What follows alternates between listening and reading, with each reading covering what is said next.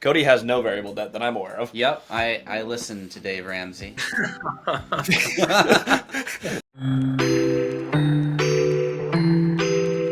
Welcome back to the channel. Today, I'm here with Christian and our buddy Terrance. We are talking about fixing your debt products so you don't end up like Christian with his $100,000 HELOC jumping rates. Yeah, if you want to know how to lose real estate, this is the crash course on exactly how to do that. How you keep it is long-term fixed rate cash flowing debt. When you don't fix that rate, bad stuff happens. A lot of people got under the impression that we're going to stay in low interest forever because we had a really long market of really low interest rates. They kept going down and down and down and down, and everyone got lulled to sleep. I was one of those people. Fortunately, it was only on $100,000 on a $21 million portfolio. But when I took the debt, I got a HELOC against my house, and that HELOC was 4%. 4% is fine. And That's good money. I'm like, that's awesome. So it's basically free money. And Cody and I went and took that $100,000 with $200,000 of other investor money and bought $2 million of real estate with it. So you look at what we did. It's a good deal. Awesome. However, what gets really annoying is that same debt is 9.2% today, which is awful. Had I done that on a larger amount of money, say I did an actual bank loan where we banked the property on variable debt, going from 4 to 9.2 on a large loan would have killed that deal, and I would have had to start over in real estate. That is just a fact. Well, that's hard because I mean that reduced your global cash flow by like $400 or $500 a month, Which is a pain, especially when you're starting. I am so grateful that it was not a ridiculous amount of money. That is the only variable debt in my entire portfolio. Cody has no variable debt that I'm aware of. Yep, I listen to Dave Ramsey. But that guy learned it on a whole different level. But you don't want to end up like me on that little deal. You want to fix the interest rate. And I took that lesson, and I never, ever, ever will take variable rate interest for anything ever again because I hate variables. There's enough variables in real estate without your debt moving up and down. Terrance has a way better story for this because he's experienced on a whole different level because he actually has more to play with. You're a much more established operator. I appreciate your willingness to share your deal. But yeah, tell us a little bit about why you fix your rate and what can happen if you don't.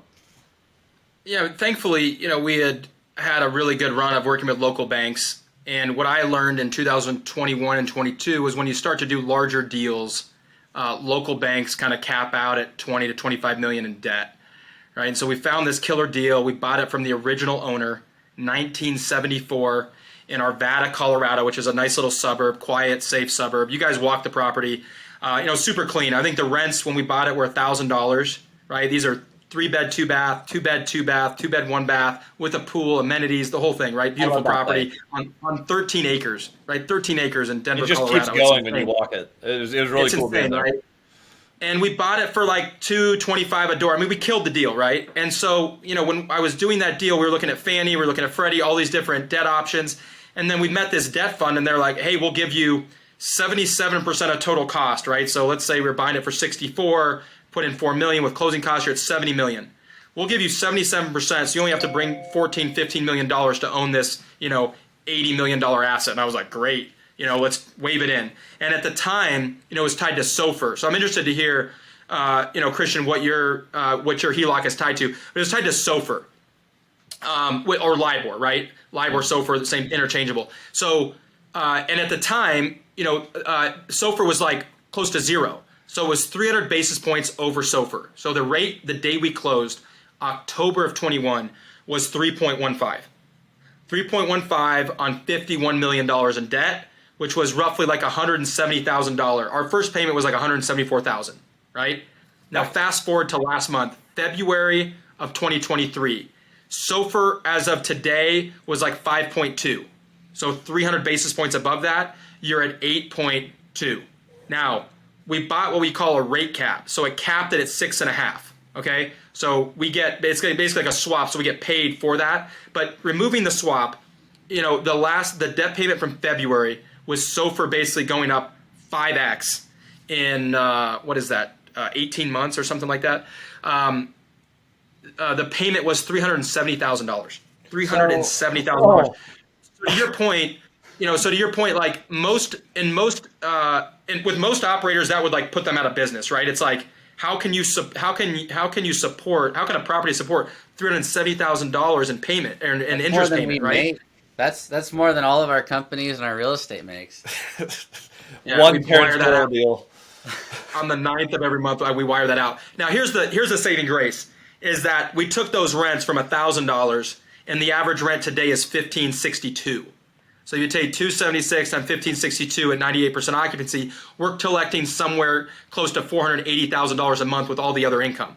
So $480,000, we can service that, right? But it's still painful, and so that's the only floating interest rate in the entire portfolio. So thankfully, the rest of the portfolio is cash flowing and making distributions in a really strong and healthy position, right? Because we've got fixed rate debt below 4% blended, right? While rents the last 2 or 3 years have gone up on average 150 over pro forma. So Denver, Des Moines, the markets we operate in, rents have continued to go up, and we're in a workforce housing space that is very sticky. And so if you have a clean, safe, and affordable property, we've got everything close to 100% occupied. Everybody's paying. We're in a really tight spot, sticky spot in the market. Now we have that one property that taught me a life lesson I'll never forget. When you go floating, you have no idea what can happen, right? No one would have predicted that interest rates would have 4 or 5x'd in 16 to 18 months. No one could have predicted that. Right. And so some of the biggest, it can happen. Anything can happen. Right. And so I think what's interesting is you see a lot of big time syndicators or even funds, right? You saw Blackstone, you saw all the top guys, right? In the last 6 months, they were stopping distributions, right? Because they did the same thing. They tried to max lever to juice the return, to make this synthetic return when everyone was overpaying for properties. And what that created and is going to create is a tsunami of pain that's going to come the next 6 to 8 months. All these, operators, syndicators, and funds that overpaid, had floating interest rate, that weren't able to grow NOI. Like, thankfully, we were able to grow NOI roughly $160,000 in 16 months, right? That's an insane run, right? Thankfully, we bought right, we executed the business plan, and it's going to save us at the end of the day. Not everybody bought right and executed, and it was able to grow NOI at that rate. And what you're going to have is people that grew NOI maybe 10%, but the interest payment doubled, and every month they're losing $100,000, $150,000 or more. Now that's not sustainable, and so you're going to see people either reworking their deals with the banks or having to give properties back or doing big capital calls. Either way you slice it, a lot of distributions on big multifamily has stopped, which is why we love the multifamily mom and pop space. Buy deals that are not sexy, that are not institutional, where you can get fixed rate debt either from a seller or a bank or a private lender. Fix the debt, remove that variable, and you can cash flow, and you can keep your distributions going, which keeps investor confidence up and allows you to continue to grow your business. And so that's one of the reasons why we're in a position of growth, and we're bullish right now because we're able to dictate terms and buy and work on buying deals versus working deals out with banks like a lot of the competitors in our space. So fixing your debt, taking that variable off the table is really one of the most important things that any young investor operator can learn right now. Well, we appreciate you sharing that story. And for those who are watching, if you too want an additional $200,000 a month in cash flow, fix your rate. I know that would help me, so I'm going to fix all my rates. Yeah, we'll continue doing that. That is absolutely the way to play the game. Just fix your rate. It's all about long-term fixed rate, cash-flowing debt. Terrance, you're a master at buying that. I like that both of us have learned the lesson on that pretty early. It's like, okay, we have one variable, and we both got bit by it, and we don't like that. That makes your $500 loss a little bit negligible. That's why I appreciate having Terrance on. Everything we do, Terrance has just done bigger and badder. And I appreciate you sharing your knowledge. More zeros. I know. I love that one deal, your cash flow fluctuation is enough to wipe us out. And you're like, yeah, you know what? That one deal still sustains it. We're okay. It's one of 100 deals, but that one deal can float Cody and Christian's whole entire company. Very painful. Making that payment every month is very painful, but I'll never forget that lesson, and it'll be a great story to tell my grandchildren, and I'll never do it again. So it's a great learning lesson. The great thing about real estate, just to close the loop here, is you can learn valuable lessons and still make money, because we're still going to make a lot of money on that deal.